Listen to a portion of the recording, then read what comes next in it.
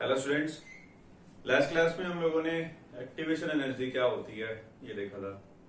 आज जो है हम ये देखेंगे कि एक्टिवेशन एनर्जी को कैलकुलेट कैसे किया जाता है। उस पर बेस्ड जो मैंने कल आपको बोला था कि न्यूमेरिकल्स इंपॉर्टेंट हैं, जो रेट कांस्टेंट टाइम के साथ किस तरीके से वरी करता है उस पर बेस्ड न्यूमेरिकल पूछे जा सकते हैं। उसी में आपको एक्टिवेशन एनर्जी निकालने के लिए भी दी जा सकती है। तो दोनों ही चीजों में एक ही फॉर्मूला यूज होता है। तो आइए देखते हैं वो फॉर्मूला कैसे डिराइव करते हैं। तो जो हमने कल एक रिलेशन पढ़ा था रेट कांस्टेंट और टाइम के बीच में, उसी रिलेशन को यूज करके ही हम अपना जो है यहाँ पर एक फॉर्मूला बनाएंगे। तो अगर आपको याद हो रेट कांस्टेंट और टेम्परेचर के बीच में हमने क्या रिलेशन पढ़ा था, K इज इक्वल्स टू ए ई की power minus E A upon R T. ये हमने कल पढ़ा था रेट कांस्टेंट का रिलेशन। ठीक है, अब देखो क्या करना है, आपको एक फॉर्मूला बनाना है कि अगर मैं टेम्परेचर T1 से T2 कर देता हूं तो रेट कांस्टेंट जो है K1 से K2 हो जाएगा। तो इस तरीके से आपको क्वेश्चन मिलेंगे कि आपको बोलेगा 25 डिग्री सेल्सियस के ऊपर रेट कांस्टेंट x है और 40 डिग्री पर बताओ रेट कांस्टेंट क्या होगा। ठीक है, तो इस तरीके से आपसे पूछ सकता है। तो रिलेट करने के लिए हम यहाँ पर एक फॉर्मूला डिराइव करेंगे। तो देखिए सबसे पहले इसको डिराइव करने के लिए मैं क्या करूंगा, दोनों तरफ नेचुरल लॉग लेने वाला हूं। इस साइड नेचुरल लॉग लेंगे तो बन जाएगा नेचुरल लॉग ऑफ K, और इधर लोगे नेचुरल लॉग ऑफ ए ई की power minus E A upon R T. ठीक है, ये दोनों का प्रोडक्ट है यहाँ पर, तो नेचुरल लॉग इसके साथ भी लगेगा और उसके साथ भी लगेगा। Natural log of A plus natural log of E to the power minus E A upon R T, ये हो जाएगा। ठीक है, और अगर किसी की पावर के आगे नेचुरल लॉग लगा होता है तो ये जो पावर है ये इसके आगे आ जाती है। तो जो मेडिकल वाले बच्चे इसको देख रहे हैं तो यहाँ पर जो है हमने ये प्रॉपर्टी यूज करी है, ln x to the power अगर y होती है तो y जो है ये इसके आगे आ जाता है। इसको हम क्या लिखते हैं, y ln x। ठीक है, अब क्या करोगे, यहाँ पर तो लेफ्ट हैंड साइड में natural log of k present है, यहाँ पर नेचुरल लॉग ऑफ a आ गया। अब ये जो पावर है ये आगे आ जाएगी, पावर क्या है minus E A upon R T. ठीक है, नेचुरल लॉग ऑफ e। ठीक है, और e जो होता है आपका एक्सपोनेंट, उसका जो नेचुरल लॉग होता है उसकी वैल्यू होती है जी 1। Natural log of e is equal to 1। अब इसके बाद अगर इसको 1 पुट कर दें यहाँ पे तो क्या बचेगा, minus E A upon R T. ये बन गया आपका रिलेशन। और आप सभी को मालूम है कि अगर हम केमिस्ट्री में बात करते हैं तो केमिस्ट्री में नेचुरल लॉग को कंसीडर नहीं करते, उसकी जगह पर हमेशा लॉग टू दी बेस 10 लगा देते हैं। तो यहाँ पर क्या करेंगे, हम इस नेचुरल लॉग को कन्वर्ट करेंगे लॉग टू दी बेस 10 में। अगर इसको मैं लॉग टू दी बेस 10 लिखता हूं यहाँ पर, तो नेचुरल लॉग और लॉग बेस 10 में क्या रिलेशन होता है, natural log is equal to 2.303 log to the base 10। पढ़ा सभी ने। ठीक है, अब इसके बाद इसको ये लिखेंगे तो क्या बचेगा यहाँ पर 2.303 log to the base 10 k is equals to natural log of a, इसको भी कन्वर्ट कर देंगे तो 2.303 log to the base 10 a minus E A upon R T, ये बन जाएगा। ठीक है, अब क्या करो, यहां से अगर मैं 2.303 कॉमन ले लूं, यहां पर तो है नहीं 2.303, बट अगर फिर भी मैं यहां से बाहर को निकाल लेता हूं 2.303 को, तो यहां क्या बचेगा, log a minus E A upon 2.303। बोलो ये चीज बन जाएगी। ठीक है, क्या करोगे 2.303 को अगर अंदर लेकर के जाओगे तो दोबारा से ये चीज बन जाएगी। ठीक है, और इधर क्या था, इधर है आपका 2.303 log to the base 10 k। अब यहाँ 2.303 से 2.303 क्या हो जाएगा, कैंसिल। तो क्या बनी equation, log k is equals to log a minus E A upon 2.303। एक तो ये इक्वेशन बन गई हमारे पास। ठीक है, अब ये जब हमने इनिशियली डिराइव करी थी तो मान लो इस टाइम का रेट कांस्टेंट था K1 और टेम्परेचर था T1। ठीक है, तो K की जगह K1 करते जाओ और T की जगह पर T1 करते जाओ। ठीक है, अब यही इक्वेशन अगर मैं K1 की बजाय K2 ले लूं, यानी कि कोई और रेट कांस्टेंट और किसी और टेम्परेचर पर अगर ये इक्वेशन हम लिखें तो वो क्या लिख सकते हैं, log K2 is equal to log A minus EA upon 2.303 RT2। बोलो लिख सकते हैं कि पहले एक टेम्परेचर के ऊपर रेट कांस्टेंट देख लिया eight T1, at temperature T1 जो हमारा रेट कांस्टेंट है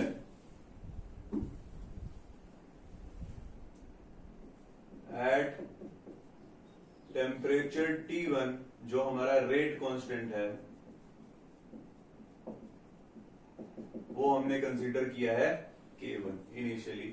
और ये जो इक्वेशन यहां पर लिखी है मैंने दूसरी, ये क्या है, at temperature T2 rate constant जो है इसको क्या ले लिया है, K2। ठीक है, बस यही किया और कुछ नहीं। अब इसके बाद ये इक्वेशन नंबर 1 बन गई आपकी और ये इक्वेशन नंबर बन गई 2। ठीक है, अब इक्वेशन 1 और 2 जो है क्या करोगे, 2 में से फर्स्ट को माइनस करो, 2 माइनस 1। ठीक है, तो अगर ये करेंगे तो क्या बनेगा आपके पास, log K2 minus log K1 हो जाएगा। इसमें से इसको माइनस करना तो log K2 minus log K1 will be equal to log A, इसमें से इसको माइनस करोगे तो log A minus log A cancel हो जाएगा। और ये लिखा है यहां पर माइनस EA बाय 2.303 RT1। ठीक है, और उसको हमने माइनस किया है तो माइनस करोगे तो क्या बन जाएगा, वो माइनस माइनस क्या हो जाएंगे, plus.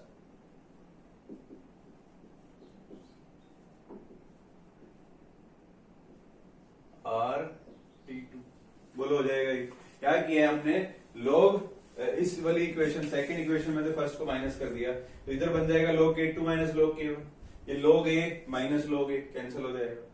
This minus EA bye 2.303 RT2, sorry पहले RT2 है फिर T1 है, यहाँ पर RT2 आएगा फिर आएगा RT। ठीक है, तो पहले हमने लिखा EA अपॉन 2.303 RT2 के आगे माइनस लगा है। अब इसमें से इसको माइनस किया था तो यहाँ पर जो माइनस माइनस है वो क्या हो जाएगा, प्लस हो जाएगा। ठीक है, तो उसको हमने वहां पर प्लस लिख दिया। तो बात समझ में आ गई। अब इसके बाद log A से log A क्या हो जाएगा, कैंसिल। अब log K2 minus log K1, अब ये log की प्रॉपर्टी होती है, आप सभी ने पढ़ी होगी, क्या होती है, log x minus log y किसके इक्वल होता है, log x बाय y। ठीक है, तो उसी तरीके से log K2 minus log K1 किसके इक्वल हो जाएगा, log K2 बाय K1। ये हो जाएगी आपकी log की प्रॉपर्टी। अब इसके बाद इसको देखेंगे तो यहां पर है, पहले मैं प्लस वाला लिख लेता हूं तो ज्यादा सिंपल हो जाएगा इसको पढ़ना, EA bye 2.303 RT1 minus EA by 0.303 RT2। ठीक है, अब क्या करो, यहां से EA बाय 2.303 को कॉमन निकाल लेते हैं तो अंदर क्या बचा, 2.303 R भी ले लो साथ में, तो अंदर क्या बचा, 1 bye T1 minus 1 bye T2।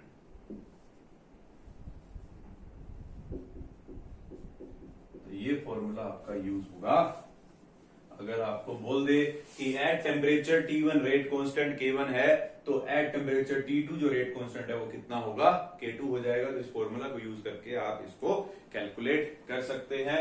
और इसी फॉर्मूले में अगर आपको ये भी दे रखा हो कि टेम्परेचर T1 पर रेट कांस्टेंट K1 है, टेम्परेचर T2 पर रेट कांस्टेंट K2 है, एक्टिवेशन एनर्जी बताइए, वो भी आप इस फॉर्मूले से कैलकुलेट कर सकते हो। ठीक है, तो EA जो है यहाँ पर EA क्या है आपकी एक्टिवेशन एनर्जी। बोलो बात समझ में आ गई। तो ये हो जाएगी इस फॉर्मूले की डेरिवेशन। तो आपको बेसिकली तो फॉर्मूला ही याद रखना है, डेरिवेशन पर ज्यादा ध्यान नहीं भी देंगे तो चल जाएगा, कोई दिक्कत नहीं है।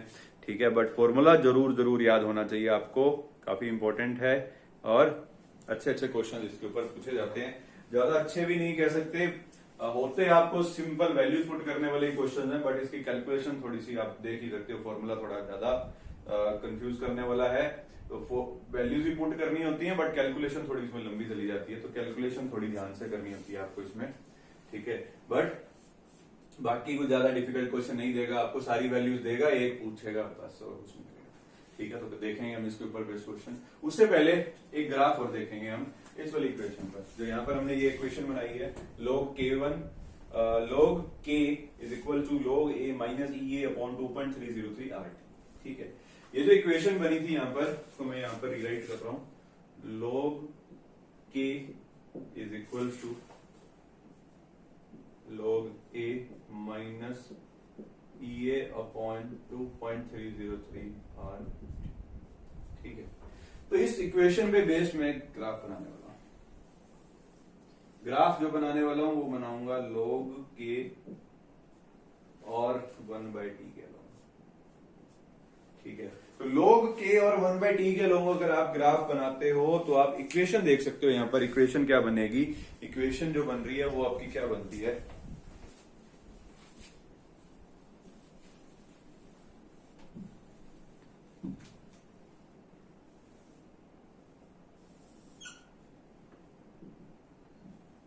y एक्सिस पर हम ले रहे हैं log k और x एक्सिस पर ले रहे हैं हम 1/t।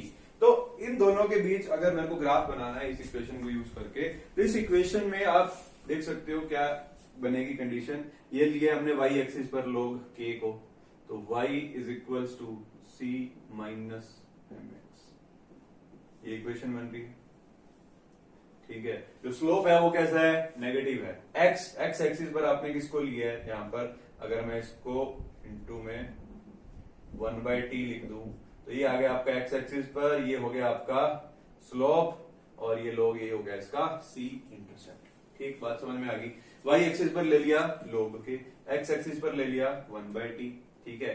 और ग्राफ जो है इक्वेशन बन रही है y is equal to c minus mx। जब y is equal to c plus mx होती है तो ग्राफ कैसा बनता है, straight line with some intercept, यानी कि इस तरीके से जाता है अगर पॉजिटिव स्लोप होता है।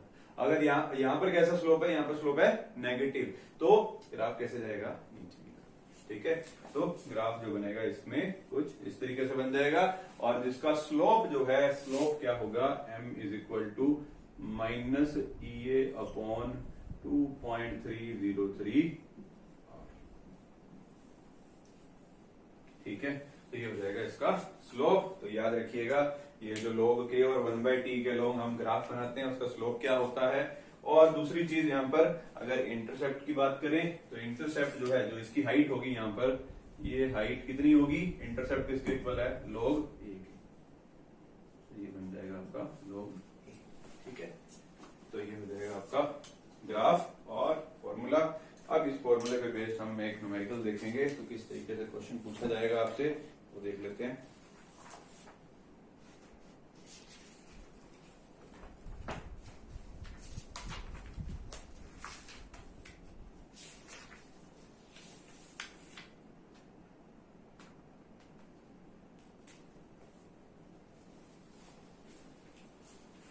इसको नोट कर लें पहले।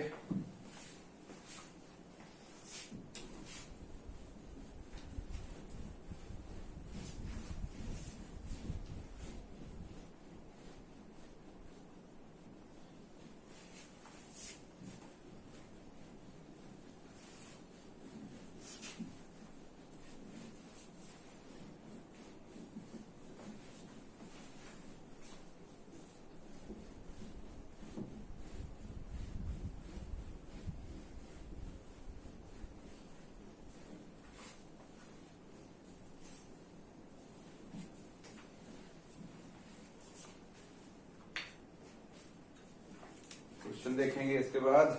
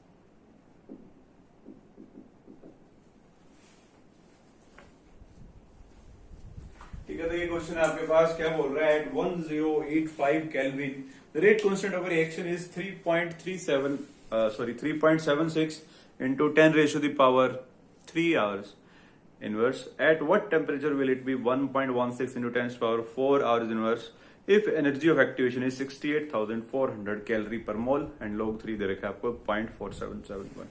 ठीक है, तो देखें इसमें आपको क्या बोल रहा है, कह रहा है कि एट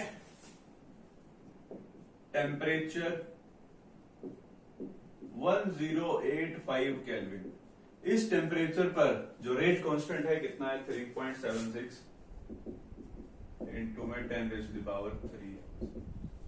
ठीक है, और आपको क्या बोल रहा है, एट टेम्परेचर, किस टेम्परेचर पर जो इसका रेट है वो 1.16 to 10 raise to the power 4 hour inverse हो जाएगा.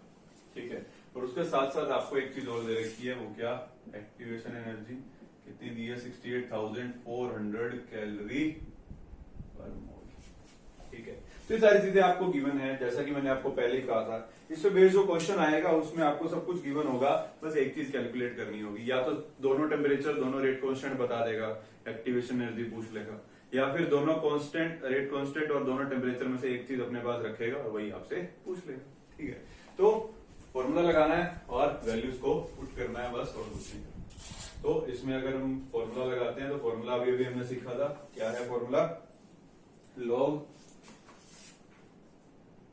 K2 by K1 is equals to minus EA by 2.303 R अंदर गया 1 by T1 minus 1 by T2. ठीक है, तो फॉर्मूला पुट करना है, बस वैल्यूज लगानी है यहाँ पर.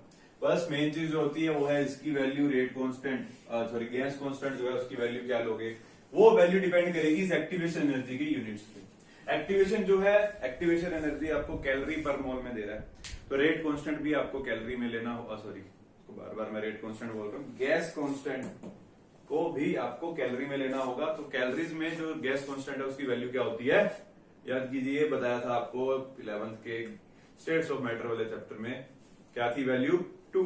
ठीक है, 2 कैलोरी होती है इसमें, अरे गैस कांस्टेंट की वैल्यू.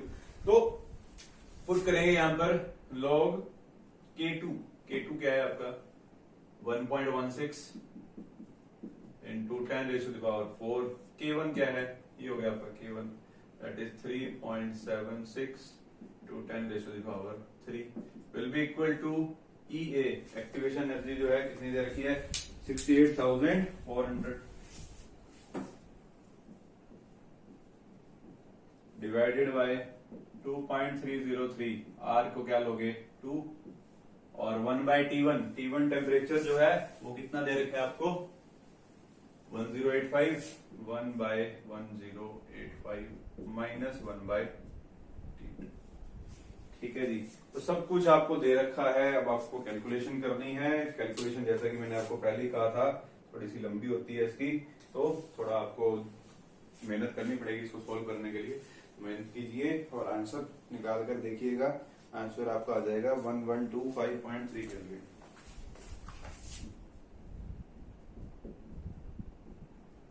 ये आएगा आपका टेम्परेचर. ठीक है, तो कैलकुलेशन करना आपका काम है, वो मैं नहीं करवाऊंगा. ठीक है, तो आंसर देख लीजिएगा, ये आ जाएगा. यहाँ से आप इसको जब कट करोगे तो ये ऑलमोस्ट log 3 आएगा, और log 3 की वैल्यू आपको दे रखी है क्वेश्चन में 0.47. ठीक है, और इसको जो है यहाँ पे एलसीएम लेके आप सोल्व कर सकते हैं. तो इसी तरीके से ज्यादा डिफिकल्ट क्वेश्चन नहीं देगा, डिफिकल्टी इसमें आती है सिर्फ कैलकुलेशन में, तो उसको आप 2-4 बार प्रैक्टिस करोगे तो वो भी क्लियर हो जाएगा. ठीक है जी, तो ये हो गया हमारा जो है कि टेम्परेचर चेंज करने पर रेट कांस्टेंट किस तरीके से बदलता है. एग्जैक्ट वैल्यूज अगर निकालनी हो तो उसके लिए हम ये फॉर्मूला यूज करते हैं. तो ये हो जाएगा हमारा ये टॉपिक कंप्लीट. इसके बाद नेक्स्ट जो है वो हम देखेंगे 1-2 चीजें और. आइए देखते हैं.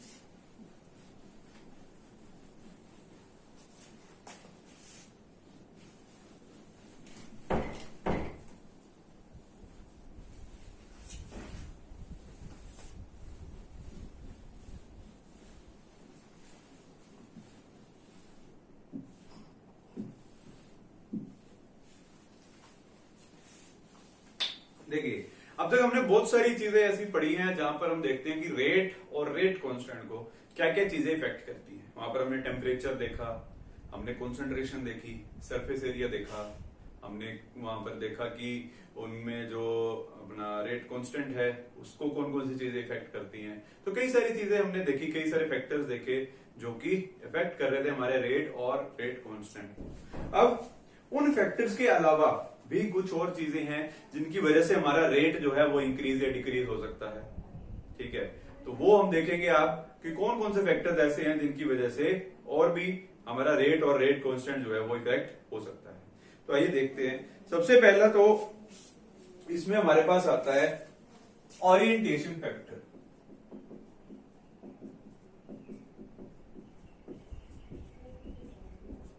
ठीक है, तो अभी तक हमने बहुत सारी चीजें ऐसी देखी हैं जिससे रेट कांस्टेंट इफेक्ट हो रहा था। उनमें से एक चीज और नई जो है यहां पर, दैट इज ओरिएंटेशन फैक्टर।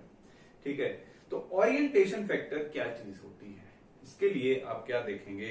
देखो, इसके लिए एक एग्जांपल लेना पड़ेगा हमें पहले। तो एग्जांपल लेते हैं, फिर इस चीज को समझेंगे अच्छे से। और इसका वैसे तो ये ऑर्गेनिक से रिलेटेड है, ऑर्गेनिक केमिस्ट्री में आता है ये, काफी अच्छे से डिटेल में हम पढ़ेंगे इसको। चैप्टर नंबर 10 आपका हेलो अल्केन हेलो अरीन, उसमें बहुत ज्यादा अच्छे से इसको डिटेल में पढ़ा जाएगा। बट अभी के लिए जो चीज इंपॉर्टेंटली आपको समझनी है केमिकल काइनेटिक्स के पॉइंट ऑफ व्यू से, वो हम देख लेते हैं। तो देखो, एक रिएक्शन कंसीडर कर रहा हूं मैं यहाँ पर। रिएक्शन में आपके पास है CH3Br, इसकी रिएक्शन हम करा रहे हैं OH माइनस से। ठीक है, और OH माइनस जो है वो इसको Br को रिप्लेस करके CH3OH बना रहा है, और जो Br है वो अलग। ठीक है, तो सिंपल एक डिस्प्लेसमेंट रिएक्शन है जहां पर एक न्यूक्लियोफाइल आ रहा है और इस Br को, ब्रोमीन को रिप्लेस कर रहा है। ठीक है, तो न्यूक्लियोफिलिक सब्स्टिट्यूशन रिएक्शन है सिंपल। अब इसके अगर आप मैकेनिज्म पर जाओगे, अगर मैकेनिज्म देखते हैं इसका, तो मैकेनिज्म में आएगा ये आपका ओरिएंटेशन फैक्टर। अगर इस रिएक्शन का हम मैकेनिज्म देखते हैं, तो मैकेनिज्म में अगर इसको देखोगे, CH3Br जो है, अगर इसको मैं खोल के बना देता हूं, तो एक साइड इसका हो गया Br,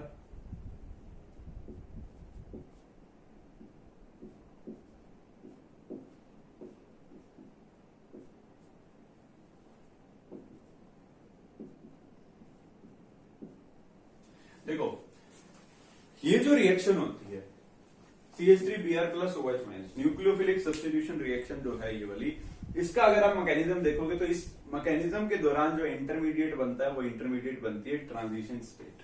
ठीक है, तो ट्रांजिशन स्टेट क्या होती है आप सभी को याद होगा, जहां पर simultaneous formation and breakage of bond चलता है। ठीक है, तो साइमल्टेनियस ब्रेकेज और फॉर्मेशन ऑफ बॉन्ड जहां होती है उसे हम बोलते हैं ट्रांजिशन स्टेट। तो अब यहां पर बननी है ट्रांजिशन स्टेट। तो ट्रांजिशन स्टेट बनती है इंटरमीडिएट। और दूसरी चीज, कोई भी रिएक्शन अगर आपको करनी है तो वहां पर जो रिएक्टेंट्स होते हैं उनका कोलाइड होना जरूरी है। ठीक है, तो वो कोलाइड होने के दौरान उनका ओरिएंटेशन किस तरीके से है, वही होता है हमारा ओरिएंटेशन फैक्टर। क्या है, आइए इसको अच्छे से समझते हैं। तो सबसे पहली चीज तो ये कि इस OH माइनस ने इसके साथ इस Br को जो है रिप्लेस करना है, और रिप्लेस करने के लिए जो इंटरमीडिएट यहां पर बन रहा है, इंटरमीडिएट जब मैं आपको बता देता हूं, इंटरमीडिएट क्या बनता है यहां पर, इंटरमीडिएट बनेगा आपकी ट्रांजिशन स्टेट। ट्रांजिशन स्टेट आप सभी को मालूम ही है क्या होती है, जहां पर ये ब्रोमीन वाला बॉन्ड तो ब्रेक होगा धीरे धीरे और साइमल्टेनियसली OH वाला बॉन्ड जो है वो बनेगा।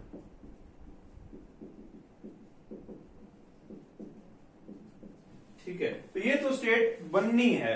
अब बनेगी कैसे वो देखना है। देखो, अगर तो अब ये ट्रांजिशन स्टेट कैसे बनेगी, जब यहां पर ये ये OH माइनस और CH3Br ये दोनों आपस में कोलाइड करेंगे।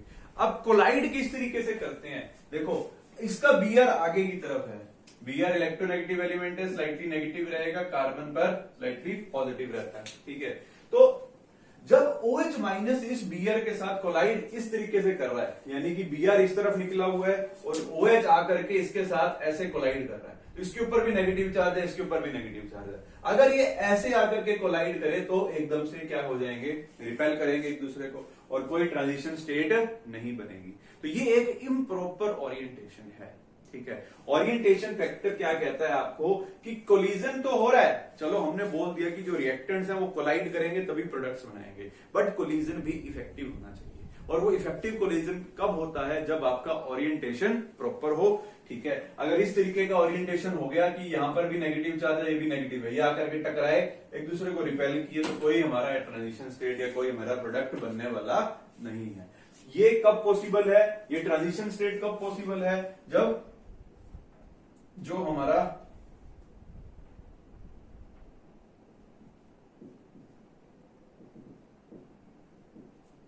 OH है, मतलब Br जो है जिस पोजीशन पर अटैच है उसके बैक साइड से अगर ये OH अटैक करेगा तब जाकर के ये ट्रांजिशन स्टेट बनेगी। तो इस बात से बन सकती है, यहां से अगर इस तरीके का कोलिजन होगा कि OH जो है Br से इस तरीके से टकरा रहा है तो कुछ ट्रांजिशन स्टेट बनने वाली नहीं है।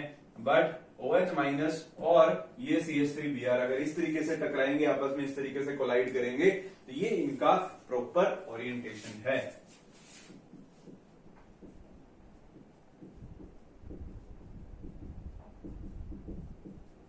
ठीक है, और ये जो है यहां पर दिस इज इम्प्रॉपर ओरिएंटेशन।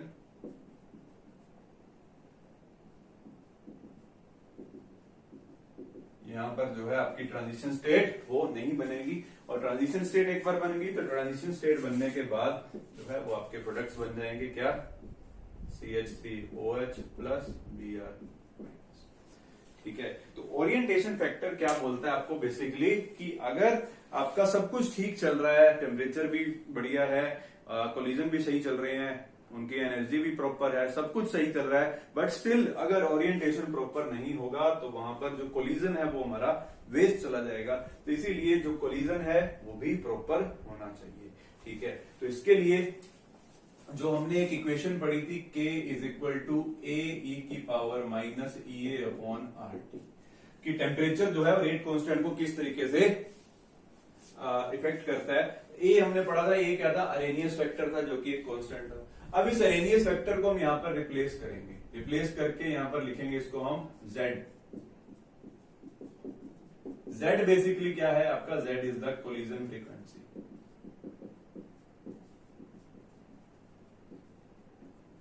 तो कोलिजन फ्रीक्वेंसी क्या होती है, नाम से ही आपको पता चल रहा है कि कोलिजन होने की फ्रीक्वेंसी कि per unit time per unit volume कितने कोलिजन हो रहे हैं वो होती है उसकी कोलिजन फ्रीक्वेंसी। ठीक है, तो एक चीज तो और हमें यहां पर समझ में आ गई कि जो ये था आपका रेट कांस्टेंट और टेम्परेचर के बीच में जो रिलेशन था उसको और थोड़ा इंप्रूव करने के लिए हमने क्या किया, यहाँ पर जो अरेनियस फैक्टर था उसको हमने कोलिजन फ्रीक्वेंसी से रिप्लेस कर दिया। तो कोलिजन फ्रीक्वेंसी को अगर देखें तो कोलिजन फ्रीक्वेंसी होती क्या है, number of collision occurring per unit time per unit volume। ठीक है, तो कोलिजन फ्रीक्वेंसी क्या चीज है, number of collision occurring per unit time per unit volume. अब एक चीज तो हमने इसमें और ऐड कर दी कि कोलिजन फ्रीक्वेंसी जो है उस पर भी डिपेंड करेगा आपका रेट कांस्टेंट। और तीसरी चीज जो हम यहाँ पर ओरिएंटेशन पढ़ रहे थे, ओरिएंटेशन भी इसके अंदर ऐड करेंगे। तो ओरिएंटेशन फैक्टर जो है, एक और चीज इसमें ऐड कर देंगे, ओरिएंटेशन फैक्टर को हम P से डिनोट करते हैं, ZE⁻⁸ तो ये फॉर्मूले को हमने थोड़ा सा और मॉडिफाई कर दिया। P जो है आपका, P क्या है यहाँ पर, ओरिएंटेशन फैक्टर, जो ये कंफर्म करेगा कि ओरिएंटेशन प्रॉपर है या नहीं। ठीक है, तो ये जो हमने ऊपर हेडिंग डाला था ओरिएंटेशन फैक्टर, इसको हटा करके पहले तो हमें समझना था ओरिएंटेशन फैक्टर को, ये सारी जो है इसको हम कोलिजन थ्योरी भी बोलते हैं। ठीक है, ये सारा जो चीज हमने पढ़ी कि कोलिजन प्रॉपर हो रहा है या नहीं हो रहा है, ये सारा जो है इस टॉपिक के अंडर आ जाएगा। तो ओरिएंटेशन फैक्टर भी डाल सकते हो, ये भी डाल सकते हो। ठीक है, तो कोलिजन थ्योरी कई बार आपसे पूछ लेता है एक आध नंबर में, कोलिजन थ्योरी क्या बोलती है, तो वो आपको पता होनी चाहिए कि ये सारी आपकी कोलिजन थ्योरी है। ठीक है, तो ये जो फॉर्मूला था हमारा रेट कांस्टेंट का, उसको हमने मॉडिफाई कर दिया, दो चीजें ऐड कर दी इसमें, एक तो कोलिजन फ्रीक्वेंसी और दूसरा ओरिएंटेशन फैक्टर। ठीक है, आई होप आप सभी को क्लियर होगी ये चीज। ठीक है, ये हो जाएगी आपकी कोलिजन थ्योरी। इसके बाद लास्ट टॉपिक और देखेंगे इस चैप्टर का हम, और फिर इसको खत्म करते हैं। तो इसको नोट कर लेंगे फटाफट से, फिर देखते हैं नेक्स्ट।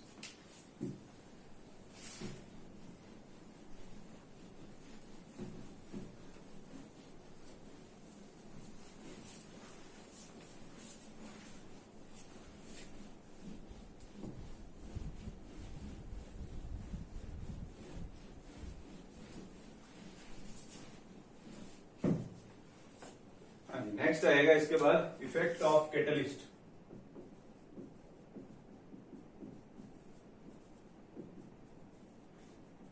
कि कैटलिस्ट डालने से जो हमारा रेट है उस पर क्या फर्क पड़ेगा। तो आप सभी जानते हो कि जो कैटलिस्ट होते हैं वो दो तरीके के होते हैं, एक होता है आपका पॉजिटिव कैटलिस्ट और एक होता है नेगेटिव कैटलिस्ट।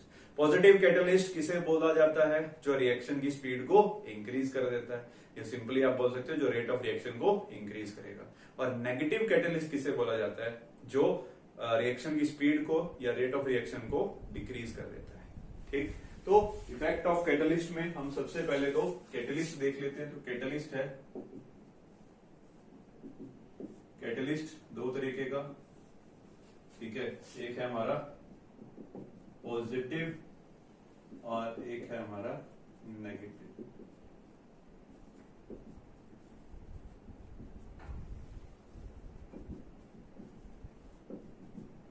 जो पॉजिटिव कैटलिस्ट है ये क्या करता है, which increases the rate of reaction। ठीक है, पॉजिटिव कैटलिस्ट कौन, जो रेट ऑफ रिएक्शन को इंक्रीज कर दे, और नेगेटिव कैटलिस्ट कौन, which decreases the rate of reaction। ठीक है, तो बात होगी कैटलिस्ट होता क्या है। अब ये किस तरीके से रेट को इफेक्ट करता है वो हमने देखना है। ठीक है, तो हमने क्या किया था, एक ग्राफ बनाया था, अगर आप सभी को याद हो, एक ग्राफ हमने बनाया था कुछ इस तरीके से। ग्राफ जो बनाया था वो हमने बनाया था पोटेंशियल एनर्जी और रिएक्शन कोऑर्डिनेट के अलोंग। रिएक्शन कोऑर्डिनेट मैंने आपको बताया था पहले भी क्या होता है कि रिएक्शन जो है इस तरफ प्रोसीड कर रही है। ठीक है, तो यहां पर आपके जो रिएक्टेंट्स हैं, यहां मान लो आपके प्रोडक्ट्स हैं, तो जो ग्राफ है कुछ इस तरीके से चल रहा है। ठीक है, तो हमने जो एक्टिवेशन एनर्जी वाला देखा था ग्राफ, वो कुछ इस तरीके से था। तो अगर आपको याद हो, हमने सब कुछ यहाँ पर डिफाइन किया था। ये जो थी ये इसकी क्या है, एक्टिवेशन एनर्जी है, या एनर्जी का वो बैरियर है जिसको क्रॉस करना जरूरी है प्रोडक्ट्स बनाने के लिए। तो ये नॉर्मल किसी रिएक्शन के लिए मान लेते हैं, ये आपका ए है, ये आपका बी रिएक्टेंट है, बी प्रोडक्ट है, तो ए से बी बन रहा है। इस रिएक्शन के लिए हमने ये ग्राफ बना लिया। ठीक है, तो ये था आपका विदाउट कैटलिस्ट, अगर इसमें मैंने कैटलिस्ट नहीं डाला है। ठीक है, अब इफेक्ट ऑफ कैटलिस्ट हम देख रहे हैं कि कैटलिस्ट डालने से क्या फर्क पड़ेगा। अगर तो कैटलिस्ट नहीं है तो ए जो है ये पाथ फॉलो करता हुआ बी के अंदर कन्वर्ट हो जाता है। ठीक है, बट अगर कैटलिस्ट वहां पर प्रेजेंट है तो कैटलिस्ट होने की वजह से वो क्या होता है, जो रिएक्शन का जो पाथ है होने का वो चेंज हो जाता है। ठीक है, तो जो रिएक्शन है वो अब इस पाथ से नहीं जाएगी, वो जो है ये कैटलिस्ट डालने के बाद जो आपका ये ग्राफ है, ग्राफ कुछ इस तरीके से नीचे की तरफ आ जाएगा, इस तरीके से प्रोडक्ट बनेंगे। तो ए से बी वैसे तो बनेगा, बट ये जो बैरियर है, पहले जो बैरियर था ये इतना था, अब इतना बैरियर जो है वो क्या हो चुका है, कम हो चुका है। और नया बैरियर अगर आप देखोगे तो नया बैरियर पहले वाले के मुकाबले क्या है, छोटा है। तो यही होता है आपका इफेक्ट ऑफ कैटलिस्ट। तो कैटलिस्ट डालने से हुआ क्या, देखो ऑब्वियस ही बात है, अगर रिएक्टेंट यहां से शुरू हुआ, पहले तो घूम के ऊपर गया फिर नीचे आया। ठीक है, एक ये पाथ फॉलो हुआ, और दूसरे टाइम पे जो पाथ फॉलो हो रहा है वो ये वाला हो रहा है। तो टाइम किसमें कम लगेगा, ऑब्वियसली बात है, जिसमें एक्टिवेशन एनर्जी का बैरियर छोटा होगा उसमें टाइम कम लगेगा, तो रिएक्टेंट से प्रोडक्ट जल्दी बनेंगे, इसीलिए रेट ऑफ रिएक्शन जो है वो इंक्रीज हो जाएगा। ठीक है, तो ये है आपका इफेक्ट ऑफ कैटलिस्ट की कैटलिस्ट डालने से जो एक्टिवेशन एनर्जी का बैरियर है वो क्या हो जाता है, कम हो जाता है, जिस कारण रिएक्टेंट से प्रोडक्ट जो है वो काफी फास्टली बन जाते हैं। ठीक है, एक तो ये चीज हुई। एक चीज और देख लेते हैं यहाँ पर कि कैटलिस्ट डालने से तो ये फर्क तो पड़ ही गया। नेक्स्ट देखो, अगर कोई आपके पास ऐसी रिएक्शन होती है जो 2 स्टेप्स में हो रही है, तो 2 स्टेप वाली रिएक्शन को हम किस तरीके से दिखाते हैं वो भी हम देख लेते हैं। देखिए, अगर कोई रिएक्शन है जो कि 2 स्टेप्स में होती है, यहाँ पर भी मैं वही लूंगा पोटेंशियल एनर्जी, और यहाँ पर आ जाएंगे आपके रिएक्शन कोऑर्डिनेट। ठीक है, अगर कोई स्टेप, ये वाली जो रिएक्शन है ये सिंगल स्टेप रिएक्शन है,